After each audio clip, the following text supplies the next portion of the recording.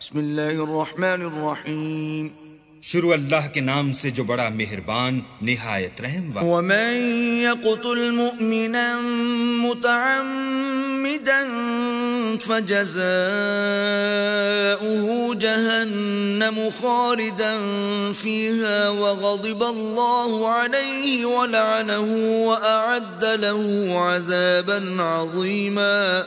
اور جو شخص مسلمان کو قصداً مار ڈالے گا تو اس کی سزا دوزخ ہے جس میں وہ ہمیشہ جلتا رہے گا، اور اللہ اس پر غضبناک ہوگا اور اس پر لعنت کرے گا، اور ایسے شخص کے لیے اس نے بڑا سخت عذاب تیار کر رکھا ہے۔ يا أيها الذين آمنوا إذا ضربتم في سبيل الله فتبينوا ولا تقولوا لمن ألقى إليكم السلام لست مؤمنا تبتغون عرض الحياة الدنيا فعند الله مغانم كثيرة كذلك كنتم من قبل فمن الله عليكم فتبينوا ان اللہ کان بما تعملون خبیرا۔ مومنو، جب تم اللہ کی راہ میں باہر نکلا کرو تو تحقیق سے کام لیا کرو، اور جو شخص تم سے سلام علیک کرے اس سے یہ نہ کہو کہ تم مومن نہیں ہو، اور اس سے تمہاری غرض یہ ہو کہ دنیا کی زندگی کا فائدہ حاصل کرو، سو اللہ کے نزدیک بہت سی غنیمتیں ہیں، تم بھی تو پہلے ایسے ہی تھے، پھر اللہ نے تم پر احسان کیا، تو آئندہ تحقیق کر لیا کرو، اور جو عمل تم کرتے ہو اللہ کو سب کی خبر ہے۔ لا يستوي القاعدون من المؤمنين غير أولي الضرر والمجاهدون في سبيل الله بأموالهم وأنفسهم فضل الله المجاهدين بأموالهم وأنفسهم على القاعدين درجة وَكُلًّا وَعَدَ اللَّهُ الْحُسْنَى وَفَضَّلَ اللَّهُ الْمُجَاهِدِينَ عَلَى الْقَاعِدِينَ أَجْرًا عَظِيمًا۔ جو مسلمان گھروں میں بیٹھ رہتے اور لڑنے سے جی چراتے ہیں اور کوئی عذر نہیں رکھتے وہ، اور جو اللہ کی راہ میں اپنے مال اور جان سے لڑتے ہیں وہ دونوں برابر نہیں ہو سکتے۔ مال اور جان سے جہاد کرنے والوں کو بیٹھ رہنے والوں پر اللہ نے درجے میں فضیلت بخشی ہے، اور گو نیک وعدہ سب سے ہے، لیکن اجر عظیم کے لحاظ سے اللہ نے جہاد کرنے والوں کو بیٹھ رہنے والوں پر کہیں فضیلت بخشی ہے۔ درجات منه ومغفرة ورحمة وكان الله غفورا رحيما۔ یعنی اللہ کی طرف سے درجات میں اور بخشش میں اور رحمت میں، اور اللہ بڑا بخشنے والا اور مہربان ہے۔ ان الذين توفاهم الملائكة ظالمي انفسهم قالوا فيم كنتم قالوا كنا مستضعفين في الارض قالوا ألم تكن أرض الله واسعة فتهاجروا فيها فأولئك مأواهم جهنم وساءت مصيرا۔ جو لوگ اپنی جانوں پر ظلم کرتے ہیں جب فرشتے ان کی جان قبض کرنے لگتے ہیں تو ان سے پوچھتے ہیں کہ تم کس حال میں تھے، وہ کہتے ہیں کہ ہم ملک میں عاجز و ناتوان تھے۔ فرشتے کہتے ہیں کیا اللہ کا ملک فراخ نہیں تھا کہ تم اس میں ہجرت کر جاتے؟ ایسے لوگوں کا ٹھکانہ دوزخ ہے اور وہ بری جگہ ہے۔ إلا المستضعفين من الرجال والنساء والولدان لا يستطيعون حيلة ولا يهتدون سبيلا۔ ہاں، جو مرد اور عورتیں اور بچے بے بس ہیں کہ نہ تو کوئی چارہ کر سکتے ہیں اور نہ رستہ جانتے ہیں۔ فَأُولَئِكَ عَسَى اللَّهُ أَن يَعْفُوَ عَنْهُمْ وَكَانَ اللَّهُ عَفُوًّا غَفُورًا۔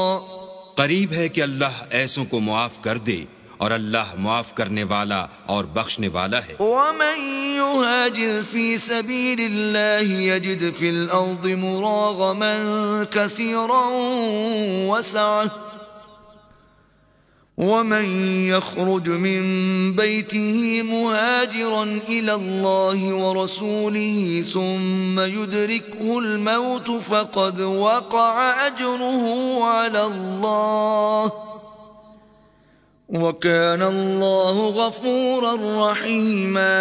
اور جو شخص اللہ کی راہ میں گھر بار چھوڑ جائے وہ زمین میں بہت سی جگہ اور کشائش پائے گا، اور جو شخص اللہ اور اس کے رسول کی طرف ہجرت کر کے گھر سے نکل جائے پھر اس کو موت آ پکڑے تو اس کا ثواب اللہ کے ذمے ہو چکا، اور اللہ بخشنے والا مہربان ہے۔ وَإِذَا ضَرَبْتُمْ فِي الْأَرْضِ فَلَيْسَ عَلَيْكُمْ جُنَاحٌ أَن تَقْصُرُوا مِنَ الصَّلَاةِ إِنْ خِفْتُمْ أَن يَفْتِنَكُمُ الَّذِينَ كَفَرُوا إِنَّ الْكَافِرِينَ كَانُوا لَكُمْ عَدُوًّا مُبِينًا۔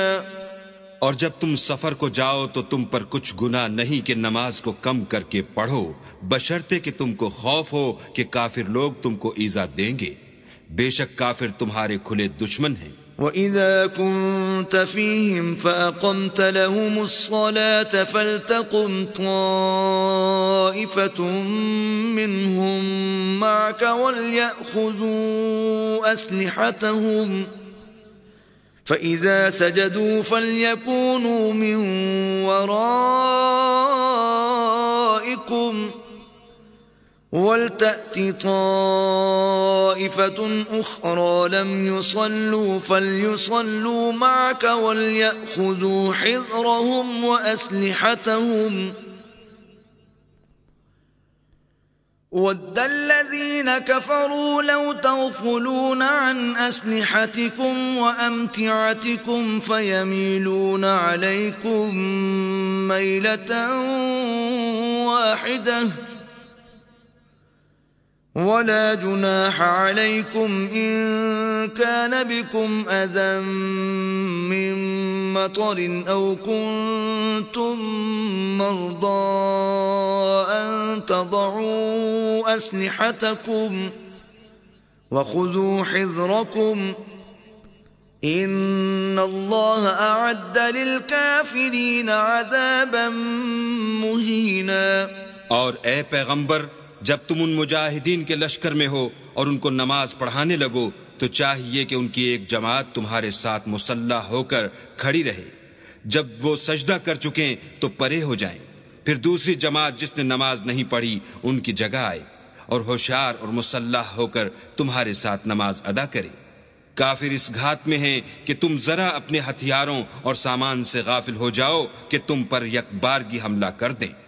اگر تم بارش کے سبب تکلیف میں ہو یا بیمار ہو تو تم پر کچھ گناہ نہیں کہ ہتھیار اتار رکھو، مگر ہوشیار ضرور رہنا، اللہ نے کافروں کے لیے ذلت کا عذاب تیار کر رکھا ہے۔ فَإِذَا قَضَيْتُمُ الصَّلَاةَ فَاذْكُرُوا اللَّهَ قِيَامًا وَقُعُودًا وَعَلَى جُنُوبِكُمْ فَإِذَا اطْمَأْنَنْتُمْ فَأَقِيمُوا الصَّلَاةَ إِنَّ الصَّلَاةَ كَانَتْ عَلَى الْمُؤْمِنِينَ كِتَابًا مَوْقُوتًا۔